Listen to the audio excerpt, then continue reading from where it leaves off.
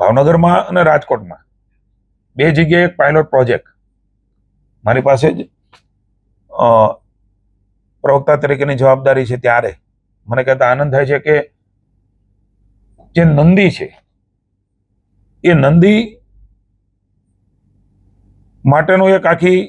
જેમ ગૌશાળા છે એમ નંદીશાળા બનાવવાનો નિર્ણય એ સદભાવના ટ્રસ્ટ દ્વારા થયો છે. એને જે જમીન જોઈએ 2 કટકે 1 કટકે એ જમીન ગૌચરનું પણ ઉલ્લંઘન ન થાય, ત્યાં વૃક્ષ પણ હોય ત્યાં ગૌચરનું ઘાસ પણ ઉગે એ પ્રકારે કલેક્ટર ભાવનગર અને કલેક્ટર રાજકોટ 2 પાયલોટ પ્રોજેક્ટ લીધા છે. લગભગ 25,000 જેટલા નંદીઓ એકત્રિત કરવાનો નિર્ધાર એ સદભાવના અને રાજ્ય સરકારનો છે. આ પાયલોટ પ્રોજેક્ટ તરીકે ભાવનગર અને રાજકોટમાં એ નંદીઓની જાળવણી કરવી, સાચવવા, રાખવા, જે રોડ ઉપર જેનો ઉપયોગ નથી ને રખડતા હોય છે, આવો એક નિર્ણય એ રાજ્ય સરકારે કર્યો છે ને કેબિનેટમાં માનનીય મુખ્યમંત્રીએ સૂચના પણ આપી છે, કલેક્ટરને પણ સૂચનાઓ આપી છે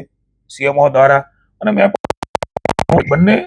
જગ્યાઓ પર એવી જમીન મળે તો પાયલોટ પ્રોજેક્ટ તરીકે સદભાવનાની ઈચ્છા છે કે આખા રાજ્યમાં નંદીઓ ભેગા કરીને એમણે આ પ્રકારની શાળા ગૌશાળા છે એમ નંદી શાળા કરવી છે, એમની સેવા કરવી છે. એટલે ભાવનગર અને રાજકોટમાં ખૂબ મોટો એક પ્રકલ્પ આવનારા દિવસોમાં જમીન મળે રાજ્ય સરકાર અને સદભાવના આ લેવા જઈ રહી છે.